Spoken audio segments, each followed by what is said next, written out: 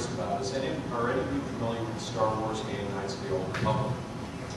Huge hit, absolutely huge, and before the Clone Wars and the live-action TV series was announced, there was some rumblings that they may want to consider possibly looking at the old Republic and maybe seeing if there's a TV or movie series there.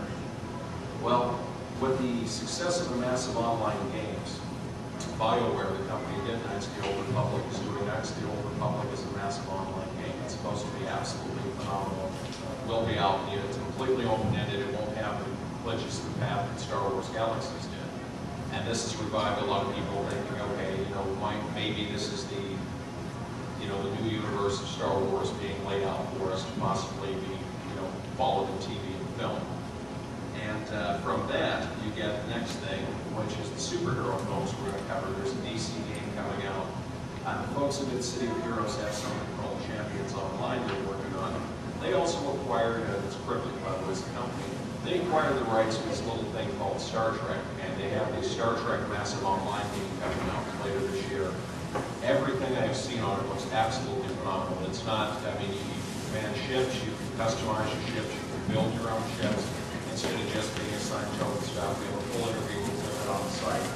But what you're seeing here is you're seeing the tie-in of really popular themes and formats, certain things thought dead or dormant. Now, we all know that the Star Trek film is coming, and there's been a lot of talk about William Shatner upset over that he's not in the film. I've had a few people tell me, don't quite believe it. A lot of this stuff is an elaborate ruse to misdirect it. They're going to tell you up until the 11th hour he's not in it, and then he's going to walk out on the screen and everyone's going to go crazy. Some say that's not true, some say it is. Who knows? I can confirm they thought enough of it to put it out in the IMAX, so you will see an IMAX version of the new Star Trek film. And from J.J. Abrams, creator of Lost, which is going to be returning very soon, and many other things. Quote, on the Star Trek movie, we're just making final tweaks to the movie. We should have it totally locked down next week, and then we're going to flash freeze so it's totally fresh to see you in May. I can't wait for the movie. I cannot wait for you to see the movie. The cast is awesome. The action and the effects push the stunt team as well as industrial light and magic beyond their limits. I am so grateful to the cast and the crew and to all of you for your interest and patience in this project. Now, one of the reasons they didn't go forward with Next Generation and all that was money. Now, you can debate it either way, but I've always said I find it very odd that the last Star Trek film was put out between Lord of the Rings and Harry Potter. When it was done and could have been put out a couple weeks earlier, it did very well. There are those who said, well, it was kind of set up to fail, to put pasture to pave the way for new futures. Word has it that Abrams was able to get a $160 million budget to make this film. Most Star Trek films were done on about $40 million to $50 million budget.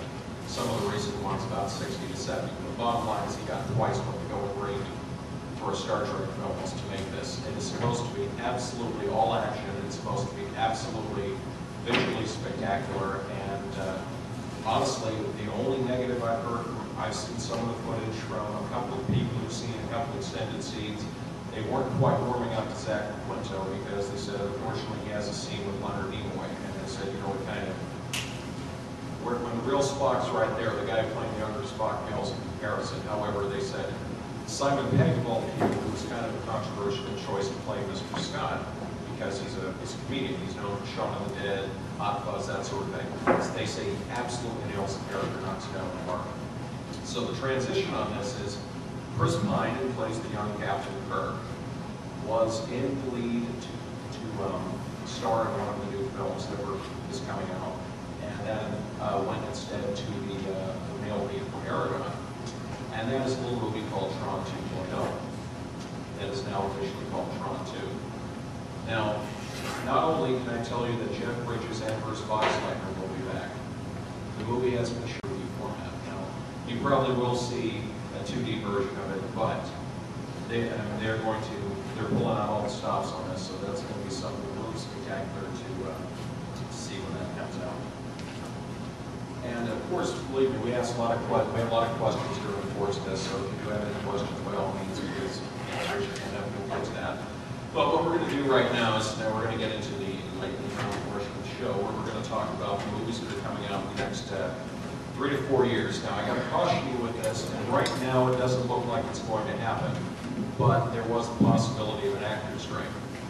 And what has happened is that basically after American Federation of Television Recording Artists, they signed a deal with SAG, Screen Actors Guild, and some actors and actresses are a member of both guilds. SAG asked to set a strike vote. Well, apparently several leading actors in SAG said, you know what, I don't think we should set a vote. This is not the time to be going out on strike right now. We need to, continue working, continue negotiating.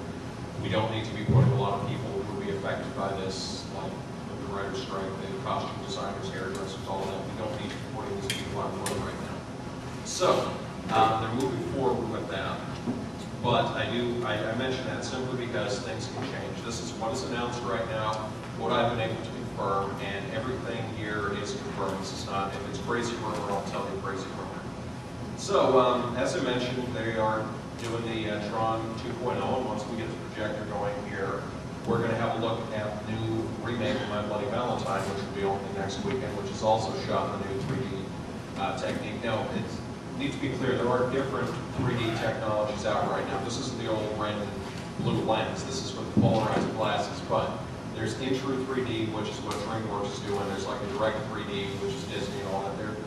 There's differences and similarities between them, but the bottom line is it's an enhanced version of 3D, which is greatly enhanced. Now, we have, as you know, Roll Rising, Lightning, Pink Panther 2. These are all coming out the next few weeks. We have passes for those, so if you want to go see the advanced screeners for free, absolutely, we'll set you up with that. One of the horror films that is coming out that is rather interesting is the new Friday the 13th. What they've done is that with a lot of these things, they decided rather than go on to chapter 9, 10, 11, 12, 13, we're going to start over, do it fresh. Rob Zombie had huge success redoing the Halloween series this way, so much so that he's been commissioned to do a sequel for it. And one of the interesting twists about it was Danielle Harris, who played one of the little girls in Volume 4 and 5, is actually one of the teenagers in the new versions. Playing it's kind of funny to see her now playing the older character. Well, Friday the 13th is coming, and one of the things they've done is they've kind of blended the storyline of the first 2 or 3 films into this. And I can tell you now that Nana Visitor, who we all know is Kira from Deep Space Nine, will be playing Jason's mother in the film. So look for her to be on a psycho vengeance killing spree very soon. Street Fighter, The Legend of Chun-Li, I talked about the Watchmen films. Now, one of the interesting things that has really caught me by surprise is, Watchmen, Warner Brothers. We talked about that.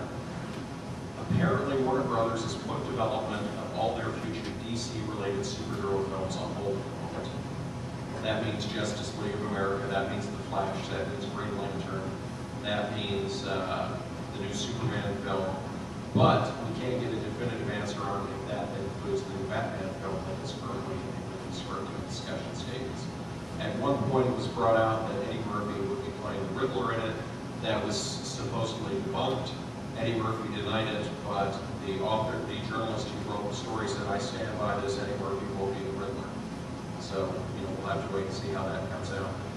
And one of the things that you're going to see right now is the return to big disaster films. So you have remakes, sequels, and disaster films. And that's going to start off with The Rock will be starring in Return to Witch Mountain.